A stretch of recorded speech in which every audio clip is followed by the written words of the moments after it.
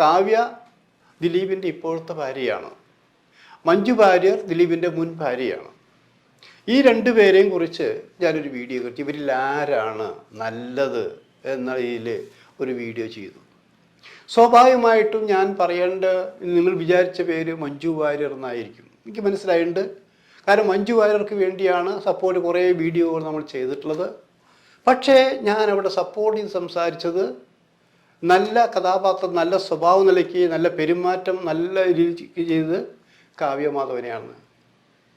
അതിനെ എന്തെല്ലാം പറഞ്ഞുകൂട്ടി, ട്രാക്ക് മാറിയോ, കാല് മാറിയോ, എത്ര ലക്ഷം കിട്ടി എന്നൊക്കെയാണ് ചോദിച്ചിരുന്നത്. ലക്ഷങ്ങൾക്കും കോടികൾക്കും പോയി ഒരു ചായയുടെ പുറകെ പോലും ഇന്നേ വരെ ഞങ്ങൾ പോയിട്ടില്ല, ഇനി പോകുകയുമില്ല.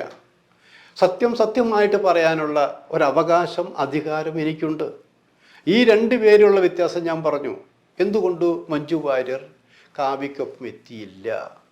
കാവ്യ ചെയ്ത ഗുണങ്ങളെക്കുറിച്ച് പറഞ്ഞു കേട്ടതല്ല, എനിക്കുണ്ടായ അനുഭവങ്ങളാണ് പറഞ്ഞിരിക്കുന്നത്. അത് ദിലീപിൻ്റെ ഭാഗത്തുണ്ടായാലും പറഞ്ഞു തരും.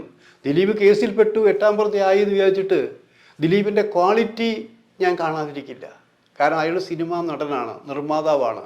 ആ സിനിമയ്ക്ക്, അദ്ദേഹത്തിൻ്റെ സിനിമകൾ ഞാൻ കണ്ടിരുന്നു. ഞാൻ മാത്രമല്ല, പലരും. ഇപ്പോൾ ഒരു പുതിയ സിനിമ തീർച്ചയായും കണ്ടിരിക്കും. അത് കാണണമെന്ന് തന്നെ ഞാൻ പറയുന്നത്.